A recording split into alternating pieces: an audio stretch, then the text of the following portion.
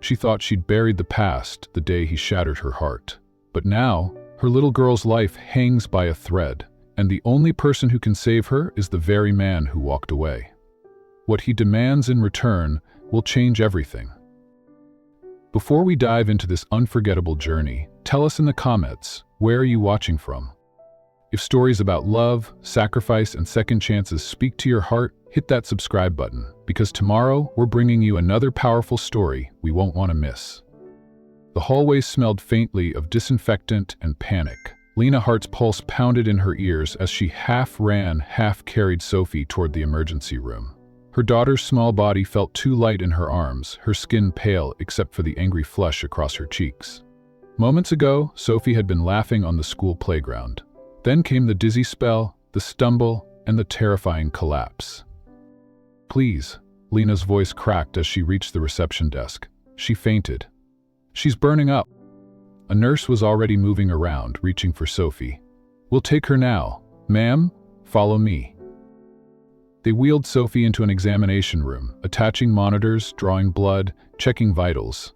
Lena stood near the wall, clutching her bag like it was the only thing keeping her upright. Sophie stirred, her lashes fluttering. "Marmee? I'm here, baby. You're okay, just rest." But Lena's chest tightened with the kind of fear she hadn't felt since Sophie was born, 8 weeks premature. This felt worse. This felt like a clock ticking somewhere in the distance, and she didn't know how much time was left. The doctor, a calm man with tired eyes, entered holding a clipboard. "Ms. Hart, I'm Dr. Wilson. We're running some tests to see why Sophie fainted. Her vitals are a little unstable, and her blood work shows something we need to investigate further." "You serious?" Lena asked, her voice already trembling. He hesitated. "Let's wait until we have all the results. In the meantime, she'll stay here for observation." Hours passed in a blur of IV drips, beeping machines, and whispered reassurance. When Dr. Wilson returned, his expression told Lena everything before he even spoke. "As Hart," he said quietly, "Sophie has a rare blood disorder called aplastic anemia. Her bone marrow isn't producing enough new blood cells. Without intervention, her body will weaken quickly." Lena felt the air leave her lungs. What do we do?" "She needs a bone marrow transplant. The sooner we find a donor match, the better her chances, ideally within the next few weeks." The words hit like stones. "Not months, not years, weeks. We'll test you and any close relatives immediately," he continued. "Siblings, cousins, anyone. Matches can sometimes be found in family." Lena nodded numbly. Family, that meant her and no one else. Her parents had passed years ago. Sophie's father had been gone from the picture since before she was born. There were no siblings. They drew Lena's blood, sent it to the lab, and within a day the results returned. No match. The hospital began testing friends, even reaching out to community donor lists. Each negative result landed like another door slamming shut. By the 4th day, Lena sat in the hospital cafeteria, staring into a cup of coffee gone cold. Her nerves were frayed from sleepless nights beside Sophie's bed, her mind running on one relentless loop. Find a match. Save her. When Dr. Wilson found her there, his expression was different. Alert, tinged with something between relief and hesitation. "Found a registered match," he said. For a heartbeat, the world lit up. You did. The registry shows a perfect compatibility score. This is rare, Ms. Hart. The odds of finding someone this quickly are, well, it's a miracle."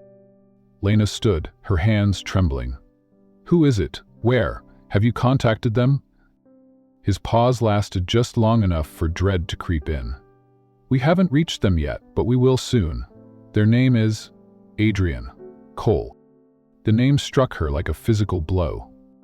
Her mind reeled back to the last time she'd seen him, standing in the doorway of his Manhattan penthouse, telling her it was over, his voice as cold as the skyline behind him. She'd walked away with nothing but her pride and the certainty she would never let him see her break. She swallowed hard. "You're sure?" "But yeah," Dr. Wilson said. "He's listed as a billionaire investor and philanthropist. Lives mostly in New York but has residences overseas. He's an active donor in the registry, but we'll still need his consent for the procedure. If we can reach him, we can arrange the screening. Lena barely heard the rest. She was staring at the printout he handed her, Adrian's name typed neatly in black ink. Beneath it, the registry number, the match confirmation, and the notes from his donor profile. Her fingers curled around the page until the edges crumpled. The man who had once promised her forever, then left without explanation, was now the only person standing between her daughter and the unthinkable. It was cruel. It was fate. It was a choice she didn't want to make but had no other option. She pressed the paper to the table, staring at his name until it blurred. Somewhere deep inside, rage wrestled with desperation, pride with terror. And for the first time in years, Lena Hart felt completely powerless. Lena stayed in the hallway outside Sophie's room, the fluorescent lights above casting a pale glow that made the hospital seem even more sterile. The paper with Adrian's name felt like it weighed more than the world in her hands. Through the open door, she could hear Sophie giggling faintly as a nurse adjusted her blankets.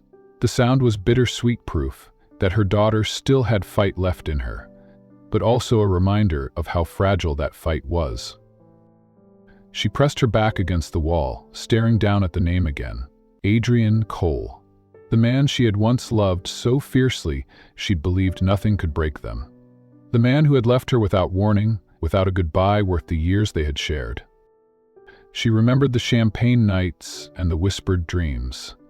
She remembered the way he had looked at her, like she was the only thing in the world worth keeping, and she remembered the day it all ended, when the warmth in his eyes vanished, replaced with the cool, distant gaze of someone already gone. Lena forced herself to breathe. None of that mattered now. A phone buzzed in her pocket, startling her.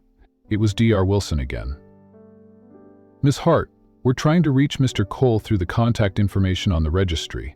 There's been no answer so far. We may have to go through his corporate office if we can't get him directly." "To it," she said without hesitation. "We will," he assured her. "But you should be aware, sometimes even registered donors choose not to proceed. We'll make every effort, but the consent has to come from him." She hung up, her pulse quickening. The idea that he might say no churned in her stomach like acid.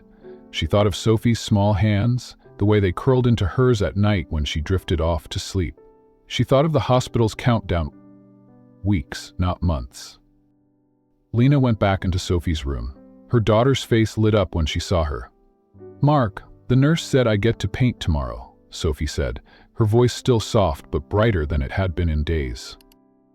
"That's great, baby," Lena said, forcing a smile as she sat beside her. She stroked Sophie's hair, trying to memorize the warmth of this moment, because the future felt like a cliff edge. "Will I get better soon?" Sophie asked suddenly. Lena's throat tightened. "We're doing everything we can to make sure of it." Sophie seemed satisfied with that answer, snuggling into her pillow. Within minutes, her breathing slowed, and she was asleep. Lena watched her for a long time. In the quiet, the ticking of the wall clock grew louder, a constant reminder that every second was slipping away. She knew, waiting for the hospital to reach Adrian wasn't enough. If there was one thing she had learned from her past with him, it was that he operated on his own schedule, in his own world. If she wanted him to hear her, really hear her, she would have to stand in front of him. But the thought of seeing him again made her stomach twist. She hadn't been in the same room with Adrian in nearly a decade. She didn't know if he'd look at her with regret or indifference. She didn't know if she could hide the anger still buried beneath the years. Yet none of that mattered compared to Sophie's life. By the time morning came, Lena had made her decision. She left Sophie in the care of her closest friend, Hannah, who had rushed to the hospital as soon as she heard the news. "Go," Hannah said, reading the determination in Lena's eyes. "I'll stay with her. And Lena, don't let pride get in the way." Pride. That was the word that had kept Lena from ever reaching out to Adrian before. But now, pride was a luxury she couldn't afford. The hospital gave her the address from the registry, his primary residence in Manhattan. She recognized the building instantly, a fortress of glass and steel that had been home to so many memories she'd tried to bury. The city was loud when she arrived, the morning rush blurring past her. But as she stood across the street from the tower, the noise faded, replaced by the pounding of her own heart. She remembered walking through those lobby doors years ago, her hand in his, the doorman greeting them by name. She remembered the way Adrian would press the elevator button for the penthouse without even looking, as though it belonged to him as much as his own skin. Now, she stood there alone, clutching a folder with Sophie's medical records inside, the match confirmation paper on top. She took one step forward, then another. When she reached the marble lobby, the receptionist looked up, her professional smile in place. "Can I help you?" "I need to see Adrian Cole," Lena said, her voice steady even though her hands were shaking. "It's urgent." "You have an appointment?" "For a number of weeks. But tell him it's about a registered donor match. He'll want to hear this." The woman hesitated, then picked up the phone. Lena's pulse raced as she listened to the muted conversation. A moment later, the receptionist looked up. "Someone will be down to meet you." 10 minutes later, a tall man in a dark suit approached. Not Adrian. His assistant, Lena realized. "Miss Hart?" he asked. "Mr. Cole will see you. Follow me." The elevator ride to the penthouse felt endless. Lena's reflection stared back at her from the mirrored walls. Tired, eyes, wind-blown hair, determination etched into every line of her face. When the doors opened, sunlight poured in through floor-to-ceiling windows, the skyline stretching endlessly beyond. And there he was, Adrian Cole, standing near the glass, his hands in his pockets, his gaze as unreadable as ever. Lena's breath caught. He looked older, sharper, but the impact of his presence was the same. "Lena," he said, his voice smooth, untouched by time. "It's been a long time." She stepped forward, holding out the folder. "This isn't about us, it's about my daughter." And as his eyes dropped to the word match highlighted on the paper, the room seemed to shrink, the air heavy with everything left unsaid between them. The last time Lena had been this close to Adrian Cole, she'd still believed in forever. Now, standing in his penthouse with the folder in her hands, she could feel the past pressing in, uninvited and merciless. But before she could speak, before she could ask for what Sophie needed, her mind pulled her back. Back to a time when his touch had been her anchor and his voice her favorite sound. She had been 22, working part-time at a small bookshop downtown, saving for grad school. Adrian had walked in one rainy afternoon, shaking water from his dark hair, wearing a suit that looked like it cost more than her rent. He'd asked for a rare first edition, and when she'd teased him for his impeccable taste, his answering smile had been devastating. They'd talked for nearly an hour that day, about books, about cities they wanted to visit, about the kind of life they dreamed of building. By the time he left, she'd known two things: that he'd be back, and that nothing in her life would be the same. He returned the next day, and the day after that. Soon they were inseparable.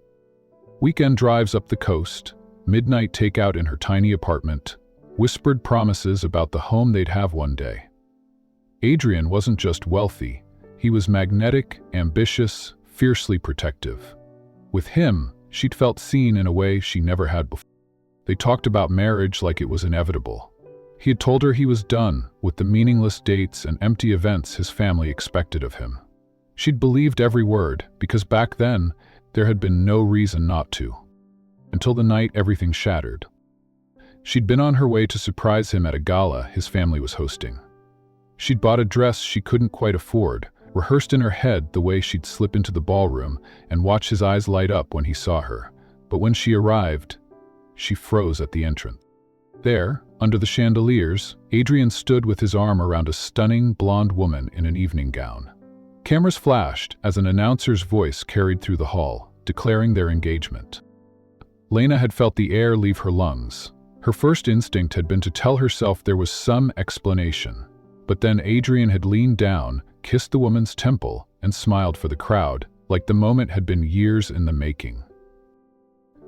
She didn't wait to hear anything else. She turned and walked out, her heels echoing on the marble like a countdown to the end. She'd gone home, packed what little she owned, and left the city that night. She hadn't told him she was pregnant. At first, she told herself it was because she didn't want to give him a way back, in any way back, in a ways to be a charity case, didn't want to see pity in his eyes. But as the months passed and Sophie grew inside her, the reasons became tangled with fear. Fear that he'd fight for custody and win. Fear that he'd see their child as an inconvenience, a burden to be managed rather than a life to be cherished. She built her life far from him, raising Sophie on her own. She told herself she had closed that chapter, but the truth was she'd carried it with her every day, in the way she avoided certain streets, in the way her chest tightened whenever she heard his name. What she didn't know then, what she would only learn years later, was that the engagement she'd witnessed had been a trap. Adrian's father's company had been facing a hostile takeover. The family of the woman he'd been photographed with had offered to bail them out on the condition that Adrian marry her. It had been a business deal wrapped in romance for the cameras, a decision Adrian had hated, but one he'd agreed to because the livelihoods of hundreds of employees were at stake. The wedding had never happened, the engagement had dissolved quietly months later. But by then, Lena was gone, and every attempt he made to find her ended in silence. Back in the present, Lena gripped the folder tighter. She had no idea if Adrian still thought she'd abandon him without cause. She had no idea if he'd care about the truth now. All she knew was that Sophie needed him, whether either of them liked it or not. Adrian's voice pulled her out of the storm of memories. "You said this is about your daughter," he said, his tone even, unreadable. Lena forced herself to meet his eyes. "She's 8 years old. She has a rare blood disorder. You're her only match." For a moment, his face didn't change. But then his gaze dropped to the word match on the medical report, and something flickered there. Confusion, maybe. Recognition. Saying, his voice trailed off, but his eyes stayed locked on hers. "She's your daughter, Adrian," Lena said, the words falling into the room like stones in water. The silence that followed was so thick she could hear the hum of the city outside the windows. Adrian didn't move. His hand stayed on the edge of the medical file, his knuckles paling against the dark grain of his desk. For a long moment, he didn't even blink. Finally, he drew in a slow breath. "She's mine?" Lena swallowed hard. Yes. The word felt both heavier and lighter than she'd imagined. Adrian leaned back in his chair, his gaze never leaving her. "You never told me?" Her bristled, her fingers tightening around the strap of her bag. "The night of the gala, what was I supposed to think? You were engaged to someone else, smiling for the cameras like," her voice cracked, "like everything we had was a lie." His jaw tensed. "It wasn't. That engagement was a business arrangement. My father's company was drowning. Marrying her was the only way to keep it from being torn apart." Lena shook her head, anger and hurt tangling in her chest. "And you couldn't tell me? You couldn't trust me enough to explain?" "Or you couldn't put you in that position," he said, his voice quieter now. "If anyone had known about us, you would have been dragged into the headlines. It was supposed to be temporary. I thought I could fix it and come back to you." Her laugh was bitter. "You didn't come back. And I wasn't about to raise my daughter in a world where her father saw her as a liability." Adrian's eyes darkened at the word. "Don't you dare think for a second that I wouldn't have wanted her. That I wouldn't have fought for her." Lena's chest ached. "That's exactly why I didn't tell you. I was afraid you'd take her away." The truth hung between them, raw and unpolished. Adrian turned his gaze to the window, his reflection framed by the city lights. 8 years, he murmured. 8 years, and I didn't even know she existed." Something inside her softened, just enough for the weight of what she'd done to settle. "I was 22, scared, angry. I thought I was protecting her and myself." When his eyes found hers again, there was no mistaking the storm behind them. "And now, you're here because she's dying." Her throat tightened. "She's sick. She has weeks, maybe less, if we can't find a donor. You're her only match." The words seemed to cut through him. His hand tightened on the edge of the desk before he stood, stepping toward her. "Then there's no decision to make. I'll do it." Lena blinked. She had braced herself for arguments, for hesitation, for him to demand something in return. But his answer came without condition. "Well," he said, his tone firm, But don't think this ends here. I want to meet her, Lena. I want to know my daughter. The air between them shifted, the conversation no longer just about a medical procedure. It was about the past they'd buried, the future they hadn't dared to imagine, and a little girl who had no idea the man who could save her was the father she'd never met. Lena's stomach nodded. We'll talk about that after the surgery. Adrian stepped closer, his voice low. No, we'll talk about it now. If I'm going to help her, she deserves to know who I am, and I deserve to know her. For a moment, Lena considered refusing, but then she saw something in his eyes, not arrogance, not the polished billionaire facade the world knew, but a flicker of the man she had fallen in love with years ago. She nodded, though the motion felt heavy. I'll think about it. Silence settled again, broken only by the faint hum of the city. Somewhere, beneath the tension, a current of something else pulsed. Regret, longing, and an unspoken truth that neither of them could yet touch. Adrian reached for the medical folder again, scanning the details with a focus that made her heart clench. We need to get the transplant scheduled immediately. Time isn't on our side. Her chest tightened with both relief and dread. This was happening. The man who had once broken her heart was now the only person who could keep her daughter alive. And whether she liked it or not, their lives were about to be entangled again. Lena had rehearsed the call for hours, pacing the dimly lit corridor outside Sophie's room. The hospital's night shift hum was a strange mix of quiet, urgency, muffled voices from the nurse's station, the steady beep of heart monitors, and the faint smell of antiseptic clinging to the air. She'd whispered her words into the stale atmosphere over and over until her throat ached, but no amount of practice could. She glanced back into Sophie's room.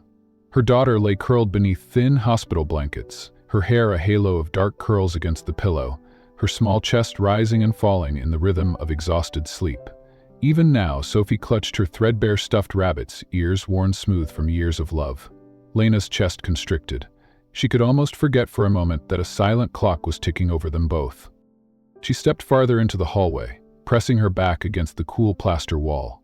The linoleum gleamed under the harsh fluorescent lights, so clean it almost hurt to look at. Somewhere down the corridor, a volunteer wheeled a cart stacked with donated toys, the faint scent of detergent trailing after them. Lena drew in a breath and opened her phone. Her thumb hovered over the contact she'd found, one that had cost her more courage than she cared to admit to even search for. Adrian Cole. Not just a name from her past, but the name she'd run from. The phone rang once, twice. With each tone, her heart pounded harder. On the third ring, a crisp, professional voice answered. Cole Holdings, Madison. Hello? Lena began, her voice rough from lack of sleep. I need to speak to Mr. Cole. Personal. Your name, please? The assistant asked, polite but clipped. Lena Hart? There was the faint sound of typing. Do you have a company or foundation affiliation, Miss Hart? She said quickly. It's not business, it's about a medical matter. I'm sorry, Mr. Cole doesn't take unscheduled personal calls, Madison replied, her tone softening slightly but remaining firm. If you'd like to send an email. It's about a child, Lena blurted, and her throat tightened. My child. It's urgent. The silence that followed was heavier than the background hum of the hospital. Could you clarify the nature of the urgency? Madison's voice was quieter now, more cautious. Daughter needs a transplant, he said. The hospital ran a registry search. Your employer is a match. There was another pause, one she could almost feel through the phone. Would you be able to provide a case number? Lena fumbled for the folded paper in her pocket. UCLA Pediatric Hematology Oncology, case number 7129S. Patient name? Sophie Hart. Madison repeated the details slowly, as if committing them to memory. Please hold. Classical music replaced the line, delicate strings that felt completely at odds with the storm gathering in Lena's chest. She stared at the far wall, its sterile white paint interrupted only by a clock that seemed to move faster than it should. Across from her, a man in a rumpled suit leaned against a vending machine, his eyes closed, lips moving silently as if in prayer. The line clicked. And then came a voice she hadn't heard in nearly a decade, deeper now, but still sharp enough to slice through her composure. "Hart," Adrian said. "I understand there's an urgent matter." Her grip on the phone tightened. "There is. Thank you for taking the call." "5 minutes," he said, the words precise, businesslike. She swallowed. "You're listed as a donor in the National Registry. My daughter's doctors ran a search. Your profile is a rare match. She needs a transplant within weeks." Pause, then, "How did you get my information?" "Registry identities are confidential." "Hospital reached out directly because of the urgency," she said. "They gave me your name so I could contact you." "You didn't have your doctor call?" Olivia said. "I wanted to speak to you myself." He was silent for a beat too long. "What exactly are you asking me?" "Meet me," she said. "Today, if you can. I'll explain everything in person." Another pause. "Madison will schedule 20 minutes, he said at last. 4:30 this afternoon. Don't be late." The line went dead. Lena lowered the phone slowly, her pulse a drum in her ears. Back in Sophie's room, the steady monitor tones seemed louder now. Lena brushed a stray curl from her daughter's forehead. "We're moving forward," she whispered. "Hold on." By 4:15, she was in the lobby of Cole Holdings, clutching a visitor badge. The building's glass and steel facade caught the late afternoon sun, throwing it across the city in dazzling shards. Inside, the ceilings soared overhead and everything gleamed with quiet power. Madison met her at reception, all professionalism and poise. "See it working. Say what you need to say," as they walked down a corridor lined with photographs of urban skylines and boardroom tables. "Say what you need to say." "I will," Lena murmured, though her heart hammered so hard she wasn't sure she'd get a coherent sentence out. They reached the corner office. Adrian stood with his back to them, jacket off, sleeves rolled up, the skyline stretched behind him like a living painting. He turned as they entered, his expression unreadable. "Hart," he said, extending a hand. She didn't take it. Instead, she sat in the chair he indicated, setting the hospital folder in her lap. "You have 20 minutes, he said, glancing briefly at the sleek clock on his desk. "Waste them," she replied. "My daughter's name is Sophie. She's 8 years old. She collapsed at school, and the doctors diagnosed a rare blood disorder. They tested every relative, every registry. You're the only match." She pushed the printouts toward him. The elevator ride down from Adrian's office was a blur. Lena's reflection in the mirrored walls looked like someone she didn't fully recognize. Shiva's, tense, eyes shadowed, lips pressed tight to hold back the mix of relief and fear still rushing through her. The building's lobby felt colder than when she'd arrived, the marble floors echoing under her hurried steps. Outside, the city was caught in that in-between hour when the sun hadn't yet set, but the streetlights had already flickered on. She walked fast, barely noticing the gold tint of light on the glass towers around her. Her mind replayed the conversation in fragments. The hospital wasn't far, but the weight in her chest made each block feel longer. When she reached Sophie's floor, she paused at the door before entering. She needed a moment to gather herself, to make sure her face didn't show the strain of the day. Sophie was awake, her small frame propped up against pillows, coloring in a sketchbook. She looked up with a smile that was both fragile and brave. "Hey, Mom, you were gone a long time," she said, her voice light but laced with fatigue. Lena set her bag down and sat beside her. "I had to talk to someone important about helping you." "Did they say yes?" Sophie's eyes widened. Lena hesitated, then brushed a curl from her daughter's forehead. "They're thinking about it. We'll know soon." Sophie studied her for a moment, as though she could read between the lines. "It's okay. I trust you."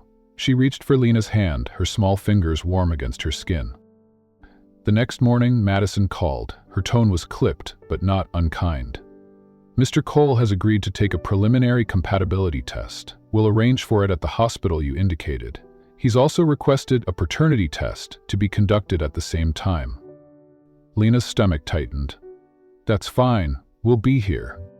By afternoon, Adrian arrived. He didn't come with an entourage, just a single bodyguard who stayed in the hallway. He was dressed in dark slacks and a white shirt, sleeves rolled up. The hospital's fluorescent lights made the sharp lines of his face more severe, but there was something in his eyes Lena couldn't quite read. Sophie looked up from her bed as he stepped inside. For a second, the room felt too small for the moment. She had no idea who he was, not yet, but Lena could see the recognition in his expression, the way his gaze softened almost imperceptibly when he saw her. "Hi," Sophie said politely, because she'd been raised to greet visitors. "Hi," Adrian replied, his voice lower than Lena remembered. "I'm a friend of your mom's. I'm here to take some tests so the doctors can help you." Sophie nodded, satisfied with the answer. The nurse arrived with the kits, explaining the process briskly. Blood draws for the donor match, swabs for the DNA. Adrian complied without a word of complaint, though Lena caught the way his jaw flexed as the needle went in. She wondered if it was discomfort or something deeper, about the surreal reality of sitting across from the daughter he never knew. When the samples were taken, the nurse left, promising results in a few days. The silence that followed was heavy, filled only by the hum of the monitor beside Sophie's bed. "You didn't tell her," Adrian said quietly, his eyes still on Sophie. Lena's fingers tightened around the edge of her chair. "Not yet. I don't want to add more stress until we know what's happening." His gaze shifted to her. "And if I am the father?" "Then I'll tell her," Lena said, meeting his eyes. "But that's a conversation we have once you've decided to help." Something flickered across his face. Offense, maybe? Or the sharp edge of old hurt. "You think I wouldn't help her if she wasn't mine?" "I think you have every reason to walk away," she said softly, "and I can't take that risk." He didn't answer right away. Instead, he stood, smoothing his sleeves back down. "I'll wait for the results. Madison will be in touch." Sophie's voice broke the tension. "Bye," she said, offering a small wave. Adrian paused at the door, looking back at her with an expression that, for the briefest moment, seemed almost unguarded. "Bye, Sophie." When he was gone, Lena sat back, her pulse still uneven. She knew the next few days would be agony, caught between hope and fear, between the possibility of saving Sophie and the possibility of tearing open the past even further. The results came sooner than expected. Madison's call was direct. "Mr. Cole is a confirmed match for both the transplant and paternity." Lena closed her eyes. "Thank you." "She'll contact you to discuss next steps," Madison added. "In person." That evening, Adrian showed up again. No appointment, no warning. He stepped into Sophie's room with the same quiet presence as before, but this time his eyes sought Lena's immediately. "Can we talk?" he asked, glancing toward the hallway. She nodded, stepping out with him, leaving Sophie engrossed in her coloring book. In the corridor's muted light, he spoke. "The doctors explained the procedure. I'll do it." Relief surged through her, but it was tempered by the way he said it, firm, but with an undercurrent of calculation. "Thank you." "We're going to talk about why you left without telling me," he continued. "Not now, not before the surgery, but we will." She met his gaze. "Fine, after she's safe." A muscle in his jaw eased. "Good." For a moment, they just stood there, the years between them like a wall neither had figured out how to climb. Then Adrian turned toward the door. "I'd like to spend some time with her, if that's okay." Lena hesitated, then nodded. She'd like that. Back inside, Sophie looked up as he approached. "Want to help me pick colors?" she asked, holding out a handful of pencils. Adrian smiled faintly. "Sure." Lena watched them from the corner of the room. The way he leaned in, the way Sophie's shoulders relaxed as they bent over the page together. She wondered if some invisible thread had already started weaving itself between them. Quiet but unbreakable. For now, that was enough. He took them, eyes scanning the lines with a controlled detachment that only made her more aware of the weight in the room. "I've been on the registry for years," he said. "We receive requests, but direct contact is unusual." "Her case is unusual," Lena said. "She doesn't have much time." He set the papers down and looked at her. There was something sharper in his gaze now. "Sophie," he repeated slowly. Lena's fingers curled together in her lap. She's bright. She loves reading, even when she's supposed to be asleep. She collects pressed flowers. What are you not telling me? His voice was calm, but there was steel under it. She exhaled. She's your daughter. The words landed like a blow in the quiet office. For a moment, Adrian didn't move. Then he leaned back, his expression tightening. You can't expect me to take that at face value. I don't, Lena said quickly. You can have proof. DNA. Whatever you want. You disappear for 8 years, and now you're here asking me to save a child I didn't know existed. It's not about us, she said, her voice shaking. It's about her. He studied her for a long moment, then said, I'll consider being screened, but I want a DNA test first. Relief and dread tangled inside her. We can do it today. Coordinate with Madison, he said, and understand, this stays between us. Her eyes opened, soothed. Lila grinned. That stranger motivation had gone. I just want my daughter alive. He nodded once. We'll be in touch. Lena rose, pausing at the door. Thank you? He didn't answer, but as she stepped into the corridor, she knew the clock had started ticking in a way it never had before. The morning after the test results came back, Lena found herself pacing the hospital's family lounge. Sophie was still sleeping, the nurses insisting she rest after another long night of monitoring. Lena's phone buzzed in her hand, and the name on the screen made her stomach tighten. Adrian Cole. She stepped toward the far corner, away from the low hum of the television in the background. Hello? His voice was steady, but there was a weight to it. We need to talk. Her throat went dry. About the procedure? Other things. A pause. I'm on my way. She wanted to tell him no, to protect the fragile bubble she and Sophie lived in. But before she could answer, the line clicked dead. When he arrived, he didn't bother with pleasantries. The door to the lounge swung open, and there he was. Tailored suit, clean lines, eyes dark and unreadable. He motioned for her to sit, and against her better judgment, she did. I'll do the transplant, he began, his tone firm, like a business deal being put on the table. But I have conditions. Lena's pulse quickened. Conditions? I want to be involved in Sophie's life, not as a stranger who swoops in for a procedure and disappears. As her father, her heart clenched. You can't just walk in after 8 years and claim her. She can if she's mine, and she is. The words landed with precision, cutting through any space she thought she could hide in. She doesn't even know you exist, Lena shot back. And she's sick? She doesn't need the stress. She needs the truth, Adrian countered. And I need to know her. Silence stretched between them. Lena searched his face, looking for some sign that this was just ego talking. But instead, she saw something else. Urgency, maybe even longing. It terrified her, because it made her hesitate. You think I don't worry about her every second? She said finally, her voice low. You think I'm keeping her from you because I want to? No. I'm scared. Scared you'll come in with all your money, all your power, and turn her world upside down. His gaze softened, but only slightly. And I'm scared you'll let me save her life, then shut the door in my face. The truth of that sat heady between them. Lena wanted to argue, but she couldn't, because, deep down, she knew he was right to fear that. What are you asking for, exactly? She said at last. Time. A chance to know her. I'm not asking to take her from you, but I want to be there, not just... Lena shook her head. That's not something I can agree to right now. You can if it's the price of me being her donor. The words made her flinch. You'd really hold this over me? I'd really fight for her, he said evenly. This isn't a negotiation you win by stonewalling me, Lena.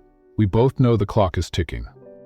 She looked away, blinking back the sting in her eyes. Every instinct screamed at her to walk out, to slam the door on the past, but Sophie's face rose in her mind. Those tired eyes, the way she still smiled through the fatigue.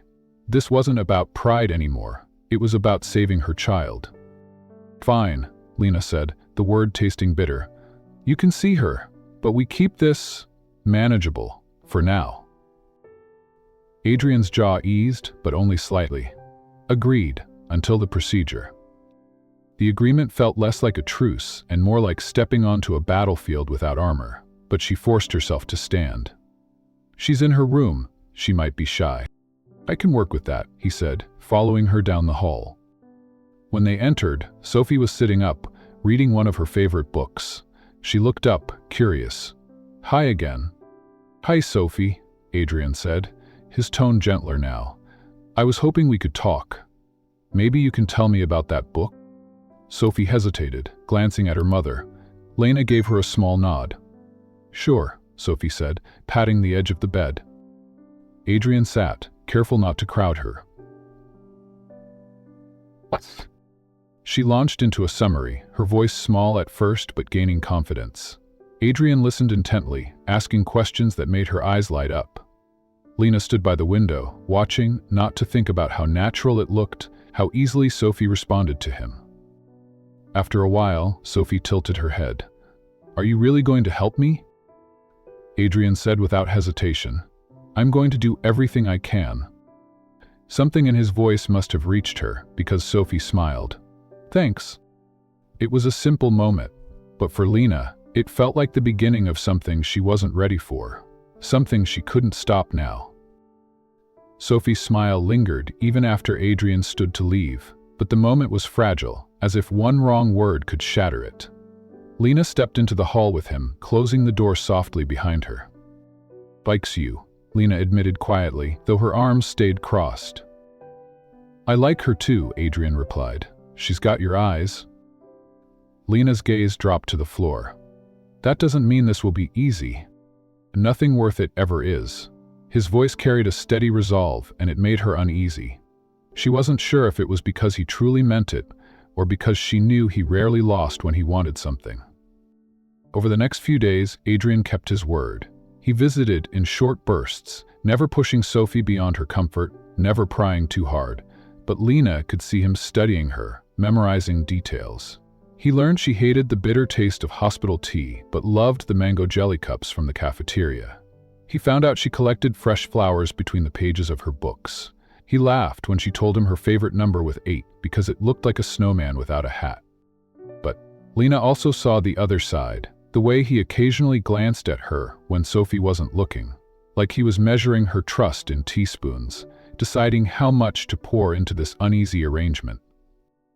One evening, as visiting hours wound down, Adrian lingered by the doorway. I'm arranging my schedule for the surgery, he said.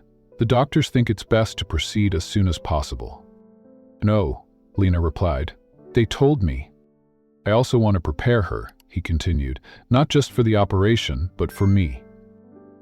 Lena's spine stiffened. Meaning? I don't want to be a stranger, she thanks and forgets. I want her to know who I am, Lena, before we go into that operating room. Her instinct was to say no, to keep control over the pace of the truth. But the thought of Sophie waking up after surgery, asking questions Lena had no grateful answers for, gnawed at her. I'll think about it, she said finally. It's not a no. He gave a faint, knowing smile. I can work with that. The next day, Lena returned from a coffee run to find Adrian sitting cross-legged on Sophie's bed, both of them bent over a sketch pad. Sophie was drawing a lopsided dog, tongue hanging out the side of its mouth, and Adrian was laughing. Lena couldn't hurt in years. One's name is Buttons, Sophie announced, because his eyes look like buttons. I had a dog when I was your age, Adrian said. His name was Max. He followed me everywhere. Did you like him? More than most people, Adrian said with a grin, and Sophie giggled. Lena stood in the doorway longer than she meant to. She couldn't deny the warmth in the room or the pang in her chest at realizing how easily they clicked. It was dangerous, letting herself picture what might have been if things had been different 8 years ago. That evening, as Sophie dozed off, Adrian walked Lena to the elevators. She's ready for the truth, he said softly. I can see it.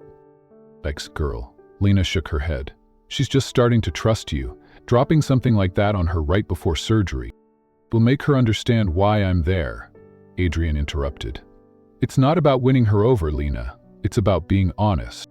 She hesitated. And if she doesn't take it well?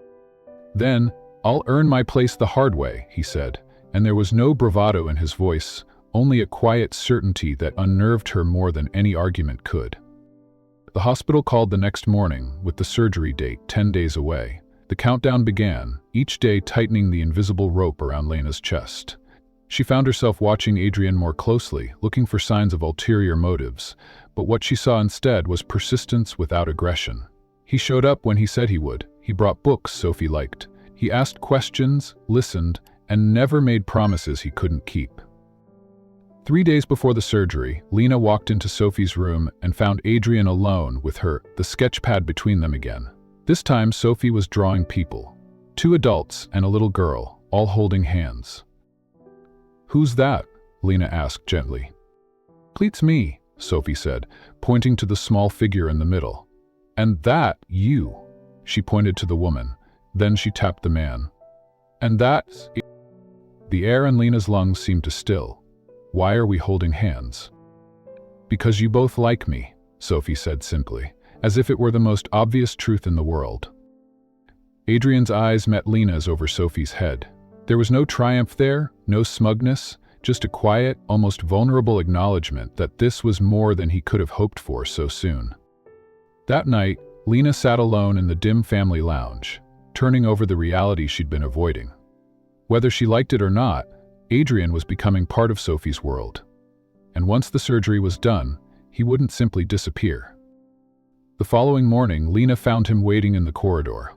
"Tell her," she said before she could change her mind. "Before the surgery, but do it gently." He didn't smile, didn't gloat, he just nodded. "Thank you." And for the first time since this all began, Lena wondered if they might actually find a way to make this work, not as enemies, but as something far more complicated. The days leading up to the surgery blurred into a rhythm Lena had never expected to share with Adrian Cole again. He arrived most mornings with a coffee for her, no sugar, just the way she used to drink it, and something for Sophie. Sometimes it was a new book, sometimes a small puzzle, sometimes a sketch pad with fresh pencils. Sophie had started to look forward to his visits, her face lighting up in a way Lena couldn't ignore. One afternoon, Lena returned from a quick trip to the cafeteria to find the door to Sophie's room half open. She paused when she heard Adrian's voice, low and steady, carrying the cadence of someone telling a story he didn't often share. "Then, even though it was the middle of winter, I took that little wooden boat down to the frozen creek. I thought I could sail it under the ice. Of course the boat sank instantly, and I had to explain to my father why I came home with my boots soaked and no boat." And Sophie giggled. Did he get mad? Pierogi had known Adrian for years, but instead of yelling, he took me back to the creek the next day. We made another boat together, bigger this time. That one sailed all the way to the bend in the water. Lena's breath caught. That story, the frozen creek, the boat was one Adrian had told her years ago on a rainy night in their tiny apartment, when the only light had come from the street lamps outside. She remembered the way his eyes had softened then, how he'd said it was the first time he realized mistakes could lead to something better if you didn't give up. Hearing him share it now, with Sophie, made something ache deep in her chest. She stepped into the room and Adrian glanced up. If he was surprised she'd overheard, he didn't show it. "We were just talking about building things," he said, as if it were nothing. Sophie held up her drawing, a boat with 2 stick figures inside, one tall, one small. "We're going to make one after I get out of the hospital." "That's a big promise," Lena said gently. "Keep my promises," Adrian replied, his gaze flicking toward her with a weight she couldn't quite read. Later that evening, after Sophie had drifted off, Lena found Adrian in the family lounge, sitting alone with a cup of coffee gone cold. She didn't plan to say anything, but the words pushed their way out. "You told her the boat story," she said quietly. He looked up. It seemed like something she'd like. "It was something you told me once. When we..." She trailed off, her throat tightening. "We still believed in each other?" His voice was calm, but the edge beneath it was sharp. The air between them thickened.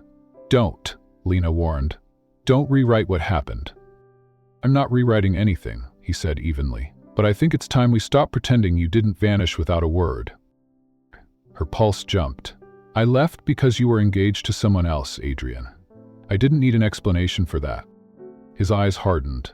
And you never asked for one either. You just decided I was exactly the kind of man you always feared I was. Lena folded her arms, forcing her voice to stay steady. What would an explanation have changed? I saw the ring on her hand. I saw your name in the announcement. You didn't even deny it. Necessity, he said, leaning forward, because I couldn't. Not then. She let out a bitter laugh. Oh, so that makes it fine? Lena, it makes it complicated. He rubbed a hand over his jaw as if deciding how much to tell her. My father's company was on the brink. There were people threatening to dismantle everything, take control away from my family.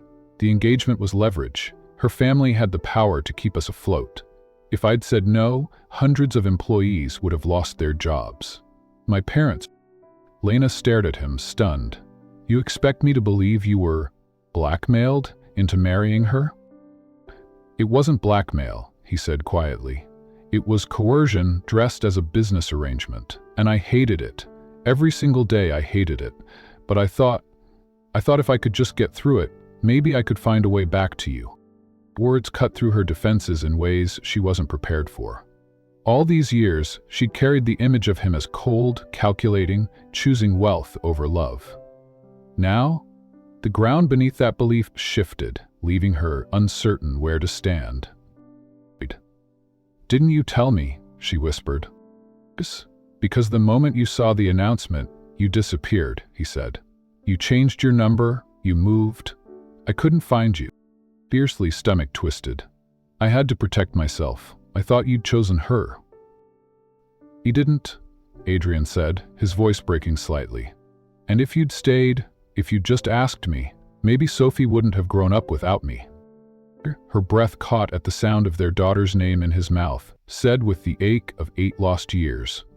She wanted to tell him it wouldn't have mattered, that she'd made the only choice she could at the time. But the truth felt less certain now. Silence stretched between them, heavy with what-ifs. Finally, Adrian stood. I'm not telling you this so you'll forgive me, he said. I just want you to know that you weren't the only one who lost something. Lena watched him leave, her chest tight. She'd thought she knew the shape of their past, sharp, jagged, impossible to hold without pain. But now the edges felt different, softer in places. And that terrified her even more than the anger. That night, Lena lay awake in the uncomfortable hospital cot beside Sophie's bed. The steady beep of the monitor and her daughter's soft breathing should have been comforting, but her mind kept replaying Adrian's words. The weight of them pressed against her chest, making it hard to breathe. She'd built an entire wall of certainty about why things had ended between them, a wall she'd leaned on for years whenever the ache of missing him threatened to break her. Now, cracks were spreading through it, and she didn't know how to stop them. The next morning, Adrian was already in the room when she woke. Sophie was sitting up in bed, hair a messy halo around her head, holding one of the model boats he'd brought her. They were laughing about something, the kind of laughter that made Sophie's eyes crinkle the way Lena's did. Lena stayed quiet, watching them for a moment. The ease between them was unsettling. It was too natural, too right. And maybe that was what scared her most. After Sophie was settled with a book, Adrian stepped into the hallway with Lena. She's stronger today, he said, glancing back at the room. That's a good sign. Lena nodded, folding her arms. You're good with her. A faint smile touched his lips. She's easy to love. The words hit her like a ripple through still water. She wanted to thank him, to acknowledge what he was doing for Sophie, but pride and lingering hurt tangled in her throat. Instead, she asked, Why are you really here, Adrian? Beyond the donor thing, you could have kept this strictly medical. He didn't answer immediately. His gaze was steady, almost challenging. Because I lost 8 years of her life, and I'm not losing another day. Her pulse jumped. You don't get to just walk back in and claim... I'm not claiming anything, he interrupted, voice low. I'm earning it, one day at a time. Lena didn't respond, but the conviction in his tone lodged somewhere she couldn't reach. Over the next week, the hospital became a strange kind of shared territory. They crossed paths constantly, during meals, in the waiting room, at Sophie's bedside. Sometimes they spoke in clipped, polite exchanges. Other times, conversations stretched longer, less guarded, almost as if the years between them had never happened. One afternoon, Sophie asked them to both read to her at the same time, Lena taking one page, Adrian the next. It was awkward at first, their voices overlapping, but soon it fell into a rhythm. Lena caught herself glancing at him when he read certain lines, remembering how he used to sound when he read to her late at night. Later that day, as Lena was packing Sophie's things for a short walk around the ward, Adrian lingered in the doorway. "She's a lot like you," he said. "Urchin." "What way?"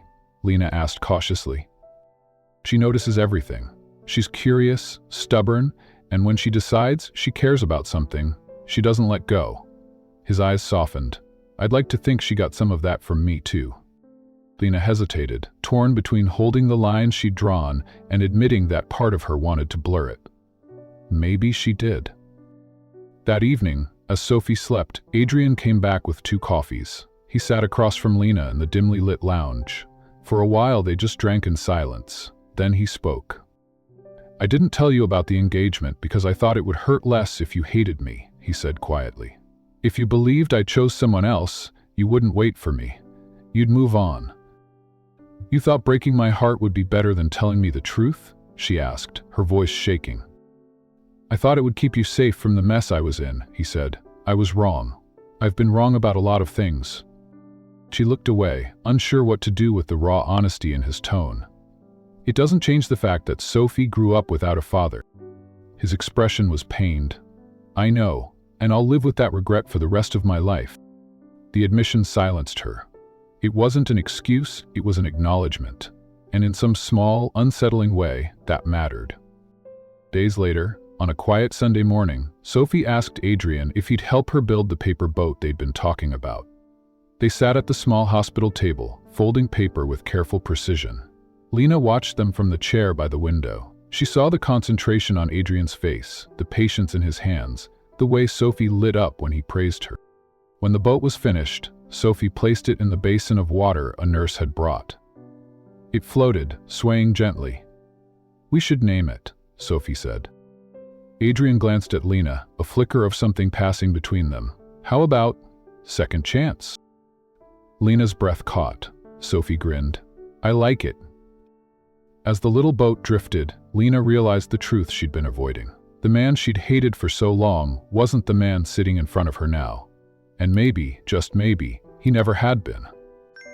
The hospital corridors were unusually quiet that night, the fluorescent lights casting a pale, almost ghostly glow over the polished floors.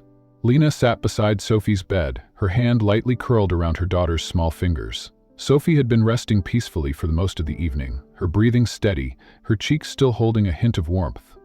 Lena had almost convinced herself they could make it through the night without incident. Then, without warning, Sophie stirred, her face scrunching in discomfort. A soft moan escaped her lips. Lena's heart lurched. She leaned closer, brushing back Sophie's hair. "Sweetheart, what's wrong?" Sophie didn't answer. Her body tensed, her breaths coming quicker, shallow, and uneven. The monitor beeped erratically, and Lena felt panic seize her chest. She shot up, pressing the call button. Within seconds, a nurse rushed in, followed closely by another. "Happening?" Lena demanded, her voice trembling. "She's having a sudden drop in oxygen saturation," the nurse said calmly but firmly, already adjusting Sophie's oxygen mask. "We need to page the on-call physician now." Lena stood frozen at the foot of the bed, watching as the nurses worked with brisk efficiency, their voices low but urgent. Her mind was screaming, "Not again, please, not again." It felt like being trapped in a nightmare she couldn't wake from. Sophie's eyes fluttered half open, then shut again. Moments later, Dr. Patel, Sophie's lead physician, entered the room, pulling on gloves. "Her condition's deteriorating faster than expected," he said after a quick assessment. "We can't wait until tomorrow for the procedure." I'm moving her surgery up. Tonight." The words hit Lena like a blow. She had been preparing herself mentally for the operation tomorrow morning, telling herself she could hold on until then. But this was like being shoved off a cliff without warning. "Tonight," she repeated, her voice breaking. "She's not ready. I'm not ready." "She doesn't have the luxury of time anymore," Dr. Patel replied gently. "Neither do we." As the medical team began prepping Sophie, Lena stepped back against the wall, feeling her knees weaken. Her mind was a whirl of fear, disbelief, and helplessness. She needed air. She stumbled into the hallway, her chest heaving. It's where Adrian found her.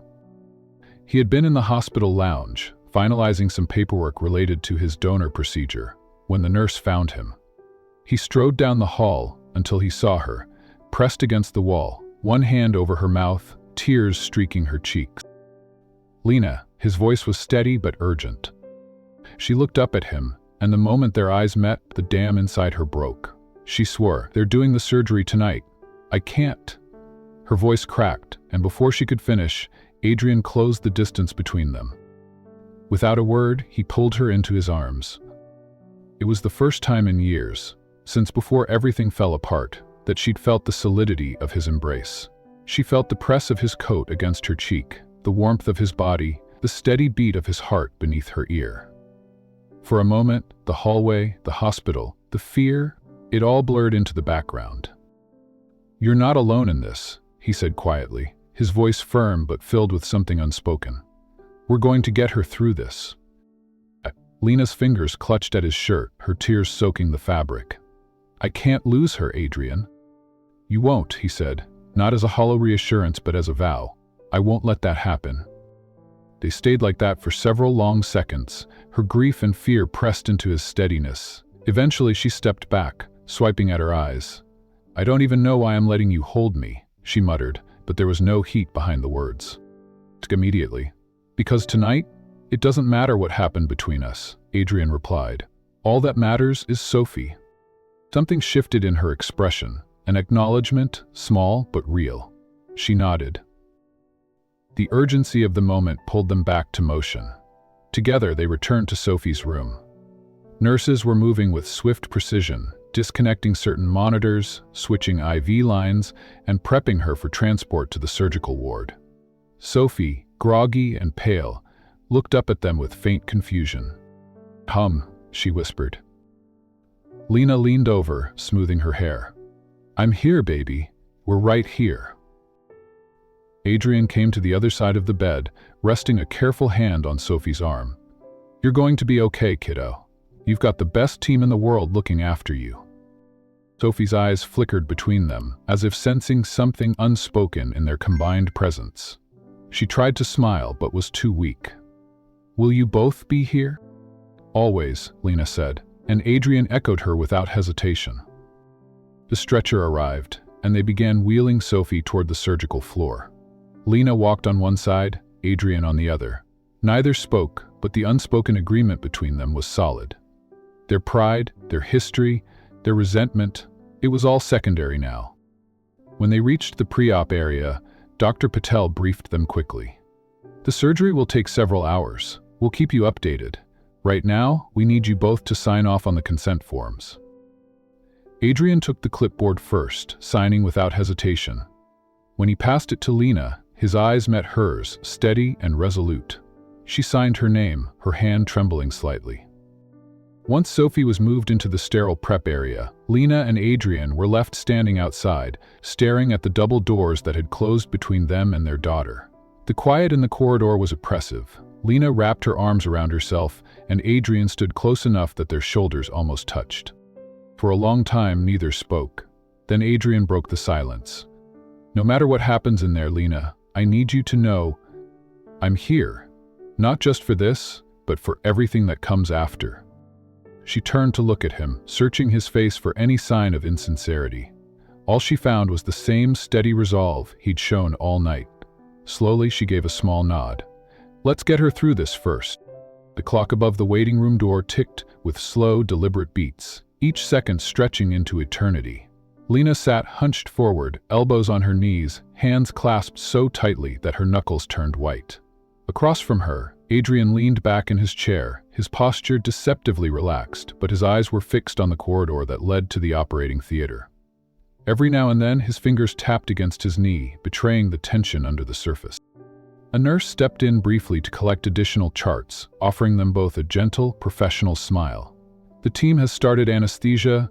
She's stable," she said, before disappearing again. It should have been comforting. It wasn't. Lena exhaled shakily. "You'd think after all these hospital visits I'd be used to waiting rooms." She stared at the sterile white floor, her voice barely above a whisper. "But this one feels different. Like I'm standing on the edge of something I can't come back from." Adrian didn't look away from the hallway. "That's because you are. We both are." She glanced at him, surprised by the raw honesty in his tone. "And you're not scared?" His eyes finally met hers. "Terrified. But I've learned something. Fear doesn't mean you run. It means you hold your ground, no matter what's coming." Her throat tightened. She wanted to argue, to remind him of the past, of the day he hadn't held his ground for them, but the words wouldn't come. Not now, not with Sophie in surgery. A sudden, muffled clang from somewhere down the hall made her flinch. Adrian caught the motion and shifted closer, his voice lowering. "She's strong, Lena, stronger than either of us realizes." Lena's lips trembled into a faint smile. "That's the first thing we've agreed on in years." For the next hour, they sat in a fragile truce, speaking when necessary. Occasionally, Lena would rise and pace the length of the waiting area, and each time she returned, Adrian would stand as if ready to steady her should she stumble. Finally, Dr. Patel emerged through the double doors, still in surgical scrubs, his expression unreadable under the mask hanging loosely around his neck. Lena was on her feet before he'd even reached them. "How is she?" "Still in surgery," he said quickly, "but we've reached the donor stage." He turned to Adrian. "Mr. Cole, we're ready for you." The air in Lena's lungs seemed to vanish. She knew this moment was coming, but the reality hit her like a punch. Adrian gave a small nod, then turned to her. For a moment, it felt like time slowed.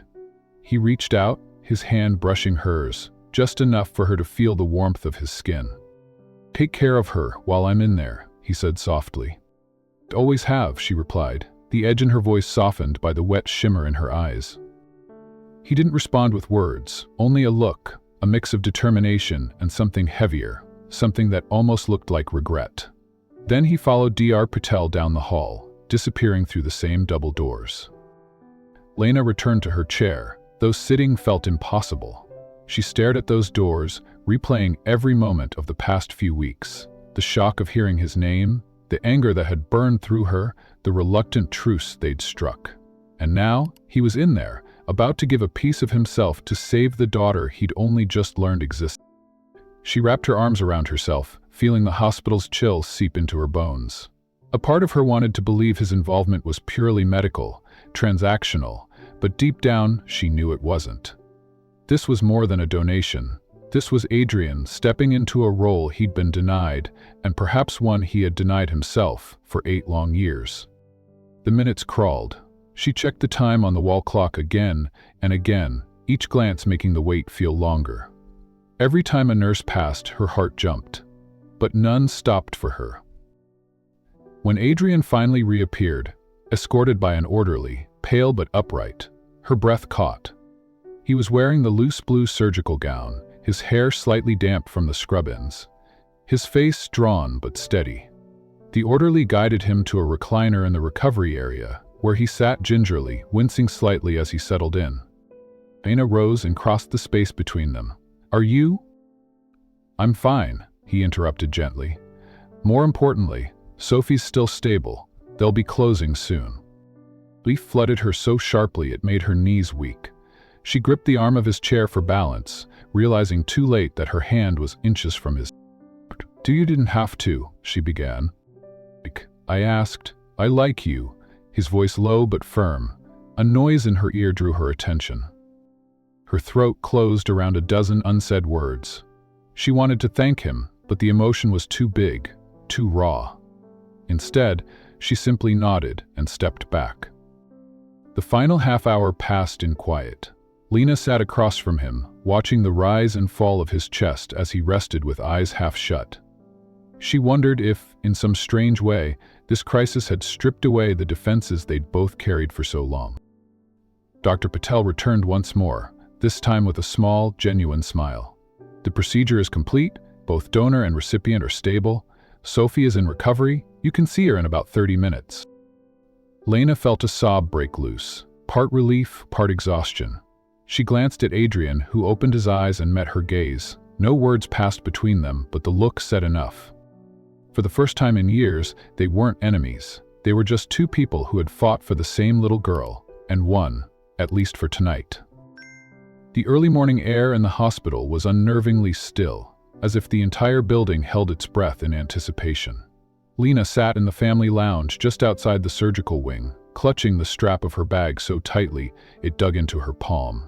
A faint smell of antiseptic hung in the air, sharp enough to sting her eyes, but it was the pit in her stomach that made her feel nauseous. Through the large glass pane, she could see the double doors leading to the operating room. They seemed impossibly far away, like a gateway she wasn't allowed to cross. Every few minutes, a nurse in green scrubs would pass by, their expressions unreadable. Each time, Lena's heart would leap and then crash when they didn't stop to. Adrian was already in pre-op, somewhere beyond those doors. She had seen him briefly before they wheeled him in, his skin pale, his jaw set, his eyes focused entirely on Sophie's chart. He hadn't looked at her much, but when he did, there had been something unspoken there, a silent acknowledgement of what they were both risking. She wished she could have said more to him, something beyond, "Thank you," something that might bridge the years of distance and bitterness. But the moment had passed too quickly, swallowed by the rush of nurses and the hum of machinery. Now, it was just her and the weight. Lena's mind kept circling back to Sophie's small face that morning. Her daughter had been groggy from the sedative, yet still managed a faint smile when Lena kissed her forehead. "You'll be okay, sweetheart," she had whispered. "When you wake up, you'll feel better." She had meant it, but part of her had been cryptic. The minutes blurred into each other. Lena alternated between sitting and pacing, her sneakers squeaking softly against the tile. She caught herself glancing at the clock far too often. At one point, she stepped into the hallway, leaning against the wall just to feel the cool surface against her back. An elderly woman in the lounge struck up a quiet conversation, explaining her grandson was in surgery too. Lena listened politely, nodding, but her mind kept drifting back to Adrian. She pictured him lying on the table, bright surgical lights above, the surgeon's calm voice giving instructions. She tried not to imagine anything going wrong. Hours stretched on. A nurse finally approached her around mid-morning. Lena's pulse spiked instantly. "Miss Hart? Adrian's portion of the procedure is underway. He's doing fine so far. Sophie is prepped and ready for the transplant stage." She exhaled in relief. "And Sophie?" The nurse offered a reassuring nod. "She's stable. We'll update you again when they've begun the transfer." When the nurse left, Lena sank into her chair and buried her face in her hands. She whispered a silent prayer that no one had tried to come through this hole. By the time another hour passed, her legs ached from sitting so still. She wandered to the small coffee station in the corner and poured herself a cup. The bitter liquid scalded her tongue, but it gave her something to hold on to, something warm in a world that felt cold and clinical. The double doors swung open again, and this time Dr. Patel stepped through, still in his surgical cap and mask, though the mask was pushed down around his neck. Lena shot to her feet. "Mr. Cole is in recovery," he said, his voice calm and steady. "He's pale but stable. We're beginning the transplant into Sophie now." Her breath hitched. "So far, everything's okay. Everything's going according to plan. It will be several more hours before we're finished." Lena swallowed the lump in her throat and nodded. "Thank you." When he left, she returned to her seat, gripping her coffee like a lifeline. She thought about Adrian again, pale but stable. She could see it in her mind, the way his skin would have lost its usual healthy color, the exhaustion that would be settling into his bones. She wondered if he'd asked about Sophie yet. She wondered if he'd asked. The day crawled on, punctuated by occasional updates from the surgical staff. Each time, the news was good. Sophie was stable, the procedure was progressing. But Lena knew better than to celebrate early. She'd learned the hard way that hope was fragile. Around the 5th hour, she stepped into the hallway again and walked to the far end where a tall window overlooked the hospital courtyard. Outside, the sun was just beginning to break through the clouds, casting light on the small garden below. She stared at it, imagining Sophie walking there someday, her hair catching the sunlight. The sound of approaching footsteps pulled her back. She turned to see Chappelle again, this time with a slight smile. "The transplant is complete," he said. "Both donor and recipient are stable. Sophie is being taken to recovery." Lena's knees nearly gave out. "You said gently. We'll monitor her closely, but everything went smoothly. You can see her soon." Her eyes burned with unshed tears. "And Adrian?" "Resting. He'll need a few days, but he should recover well." The gratitude that surged through her was overwhelming. She nodded, unable to speak, and watched as Chappelle left to attend to his patients. Half an hour later, Lena was led to Sophie's recovery room. The sight of her daughter lying in the bed, small, pale, with tubes and monitors, was both terrifying and comforting. She reached for Sophie's hand, feeling the slight warmth there. "I'm here, baby," she whispered. "We're both here." When she glanced to the side, she saw Adrian sitting in a chair by the bed. He looked exhausted, his shoulders slumped, his eyes heavy, but his hand rested lightly over Sophie's. He didn't notice her at first, his gaze fixed on the slow rise and fall of their daughter's chest. Lena stepped closer. "You should be in your own room." He glanced up at her, and there was a softness in his eyes she hadn't seen in years. "Not yet," he murmured. "I'll rest when she's out of the woods." She wanted to tell him he'd done enough, that he'd already given more than she'd ever expected, but she stayed silent.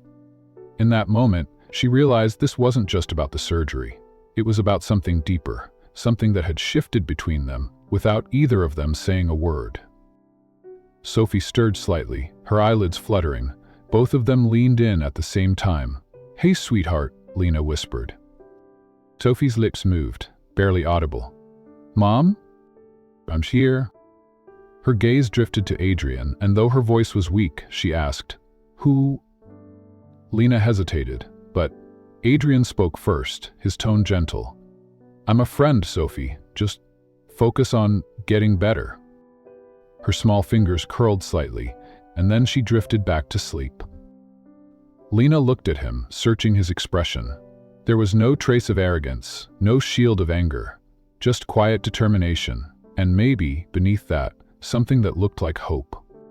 The hours after the surgery blurred into a haze of monitors beeping, nurses moving in and out, and the faint scent of disinfectant that seemed to cling to everything. Lena sat in a chair near Sophie's bed, the metal frame digging into her back, but she didn't care. Her attention was fixed entirely on her daughter's face, watching for any sign, any twitch of an eyelid, any shift in breathing that might mean she was waking up. Across from her, Adrian had finally leaned back, his long legs stretched out, his head resting against the wall. He looked as though exhaustion had wrapped itself around him like a heavy blanket. His skin was pale, his lips tinged with dryness, and his breathing was slow, controlled, as if he were forcing himself to stay conscious. Lena caught herself staring. She hadn't seen him like this, unguarded, vulnerable, in more than a decade. It was unsettling.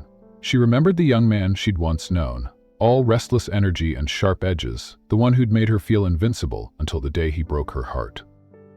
Seeing him here now, worn down yet present, complicated everything. A faint rustle made her turn back to Sophie. Her daughter's fingers twitched again, more pronounced this time. Lena leaned forward, instantly, brushing a stray of hair from Sophie's forehead. "Sweetheart, can you hear me?" Her voice was soft but urgent. Sophie's eyelids fluttered, and then, slowly, her hazel eyes opened.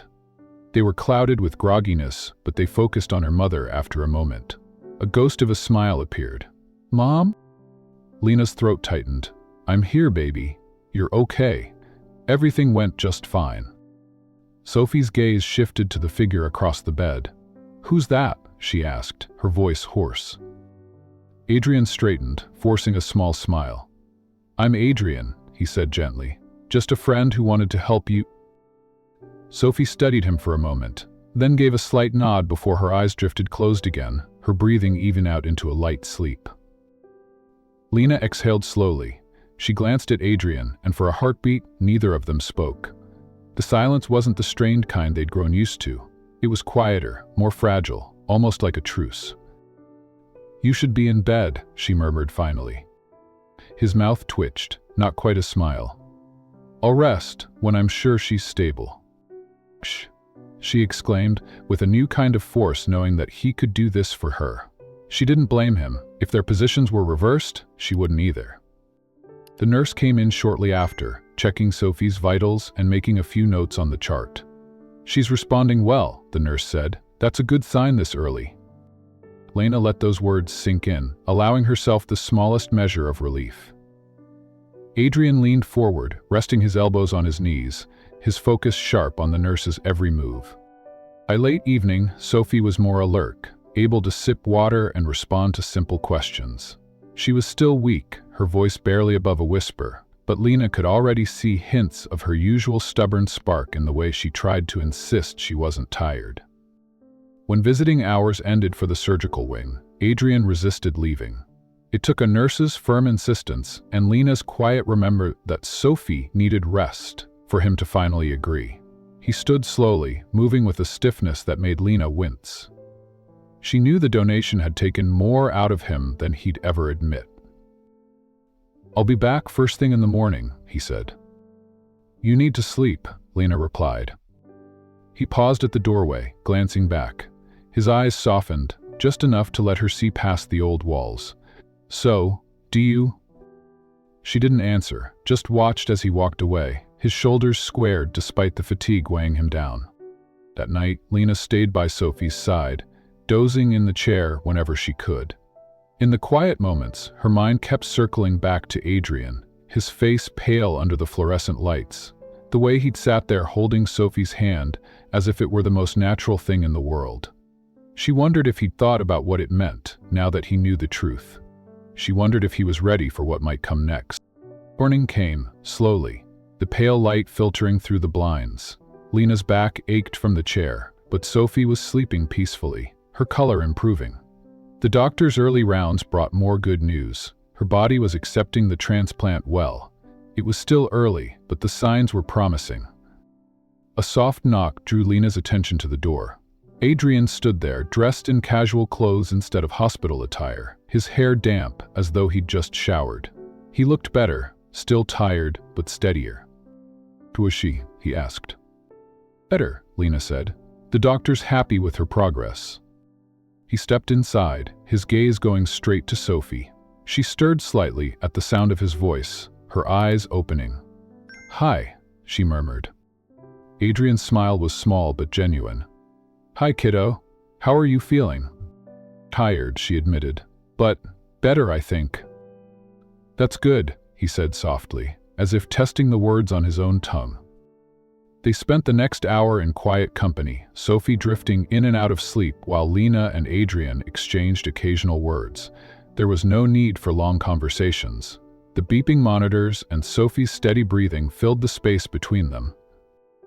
When a nurse came to check Sophie's vitals, Adrian stepped back, his eyes following every movement with a protectiveness Lena couldn't ignore. She realized that, for all the years they'd been apart, this moment had tied them together in a way neither of them could have predicted or undone. Later, as Sophie dozed again, Adrian looked at Lena across the bed. "She's strong," he said. Lena nodded. "She always has been." His eyes held hers for a moment longer, and she felt the unspoken layers between them. Regret, gratitude, maybe even the beginning of something softer. But before she could decide what to do with that, Sophie shifted again, murmuring for her mother, and the moment passed. For now, Lena told herself, this was enough. Sophie was safe, Adrian was here, and though the future was still uncertain, the walls between them had begun to crack.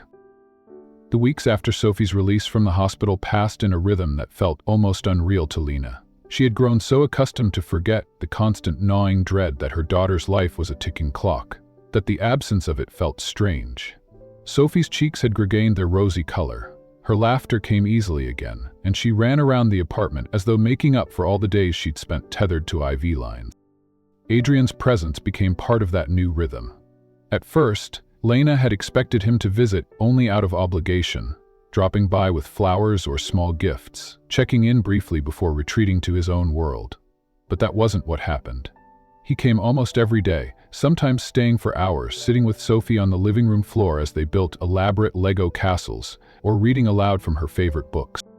He never made a big show of it, never called attention to what he was doing. But Lena noticed the small things. The way he always asked Sophie how she felt before anything else. The way he listened closely to her stories, even when they spiraled into the wild tangents of an 8-year-old's imagination. One Thursday afternoon, Lena found them at the kitchen table, Sophie's crayons scattered everywhere. Adrian was bent over a piece of paper, concentrating with surprising intensity as he colored in a lopsided purple dragon. Sophie was explaining the creature's magical powers in rapid detail. When Adrian caught Lena watching, he only arched an eyebrow. "Don't say it," he warned, though there was a faint smile tugging at his mouth. She shrugged, leaning against the doorway. "Wouldn't dream of it, but I'm sure the art world is shaking in its boots right now." Sophie giggled, and Adrian's smile deepened, softening something in his features that made Lena's chest tighten unexpectedly. By the second week, Sophie began asking if Adrian could come along to the park or the library. Lena hesitated at first, wondering if it was wise to blur those boundaries so quickly. But Sophie's health was steadily improving, and Adrian seemed determined to make up for the years he'd missed. In the end, she found herself saying yes. The park became their unspoken meeting place. Sophie would race toward the swings the moment they arrived, her hair streaming behind her, while Adrian and Lena followed at a slower pace. Sometimes they talked about Sophie, her recovery, her schoolwork, the foods she still wouldn't eat no matter how much coaxing. Other times they lapsed into silence, watching Sophie from a distance, both of them content just to see her happy. It was on one of those afternoons, with the air warm and golden around them, that Sophie dashed ahead to join a group of kids playing tag. Adrian and Lena found themselves walking side by side along the winding path, the sound of laughter floating back toward them. "She's different now," Adrian said quietly. "How is Lena?" asked Buristro. "You can tell she's been through something, but it hasn't dimmed her. It's made her brighter." He glanced sideways at Lena. "She gets that from you." Lena looked away, the compliment catching her off guard. "Or maybe she gets it from both of us." He didn't answer immediately, but she could feel his gaze on her. When he finally spoke, his voice was lower, more careful. "I never stopped loving you, Lena." The words landed like a stone dropped into still water, ripples spreading through her chest. She kept her eyes on the path ahead, afraid to look at him. "Don't say that," she murmured. "It's the truth," he said simply. "Even when I was angry, even when I thought I hated you for leaving, it was always there. I just buried it under everything else." Her steps slowed. "You hurt me, Adrian. I spent years thinking you chose someone else over me." "That you threw us away?" "No," he said, "and I can't change the fact that you believed that. But I told you what happened.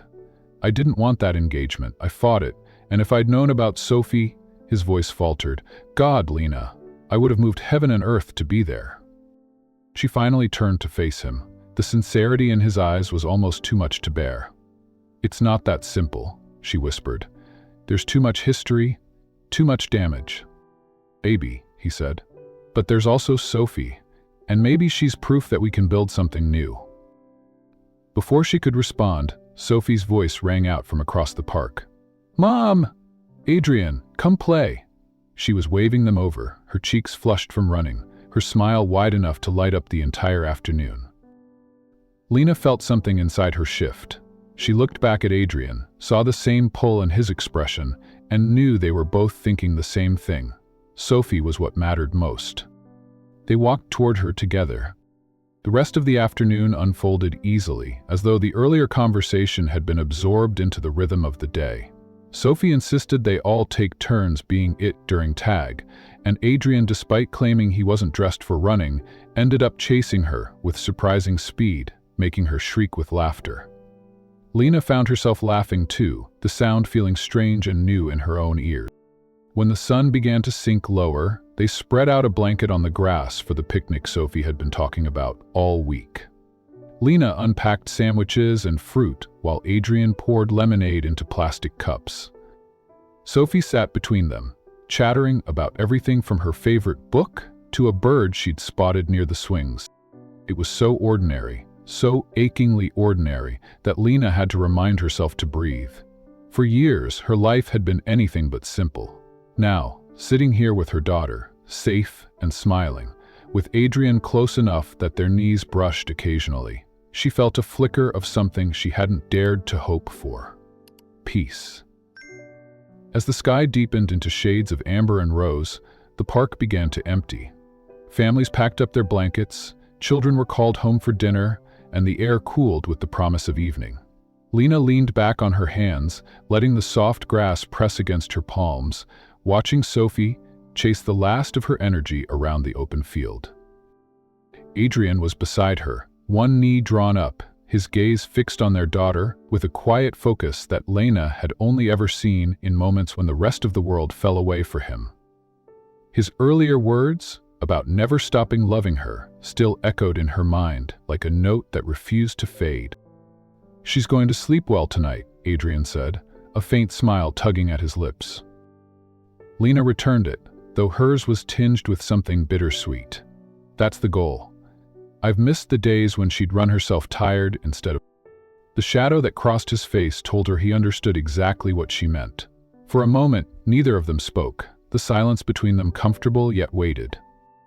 Then Adrian said, almost as if to himself, "I want to be here for more of these moments." Lena glanced at him. "You already are." "Enough," he said. His eyes found hers, unwavering. "I don't just mean visits or the occasional outing. I want to be part of her life. Really part of it. School plays, late-night homework panic, scraped knees. I missed her first steps, her first words. I don't want to miss anything else." Her breath caught. It was everything she'd both feared and hoped he might say. "That's a lot to ask, Adrian. It's not just about you and her, it's about all of us." "Good night," Linda said quietly. "And I'm not asking you for an answer tonight, but I am asking you to think about it." Sophie's voice cut through the moment. "I'm hungry again," she announced, jogging back toward them. Adrian chuckled. "I think that's my cue to offer dessert." He reached into the picnic basket and produced a small box. Inside were 3 chocolate cupcakes, the frosting topped with rainbow sprinkles. Sophie's eyes lit up. "You brought cupcakes?" "Special occasion," he said, handing one to her. "First official family picnic." The word hung there. Family. Sophie didn't seem to notice its weight, too busy taking a big bite, but Lena felt it settle deep in her chest. She accepted her own cupcake, the sweetness on her tongue a strange contrast to the lump forming in her throat. They ate in companionable quiet, Sophie humming under her breath, Adrian occasionally flicking a sprinkle in her direction to make her giggle. It was such a small, ordinary joy that Lena found herself wishing she could freeze it, hold it suspended forever. When the cupcakes were gone and the sky was streaked with the last traces of daylight, they began packing up. Sophie insisted on carrying the blanket, dragging it in a crumpled heap despite Adrian's offer to help. On the walk back to the car, Sophie skipped ahead again, chasing fireflies that blinked in and out of the twilight. The faint glow painted her hair gold, her laughter rising in the cooling air. Lena slowed her pace, letting the distance stretch between them and Sophie just enough to speak without being overheard. "I don't know where this is going," she admitted, her voice low. "But I do know one thing. She's happy when you're around." Adrian's expression softened. "Then I'll do whatever it takes to keep it that way." They reached the car, and Sophie climbed into the back seat, still talking about the fireflies. Adrian opened the passenger door for Lena, an old gesture from another life that made her heart squeeze unexpectedly.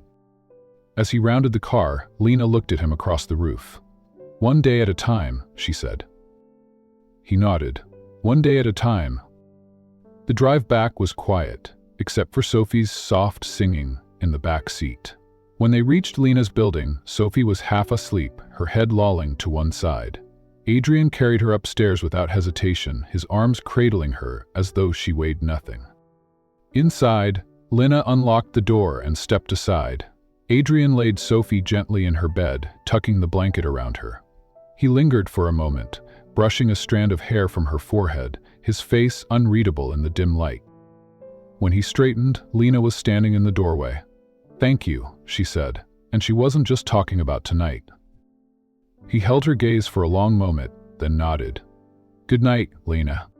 She watched him leave, the quiet click of the door sounding strangely final, though she knew it wasn't an ending. It was something else, something beginning. Later, as Lena stood by Sophie's bed, listening to her steady breathing, she realized that, for the first time in years, the future didn't terrify her.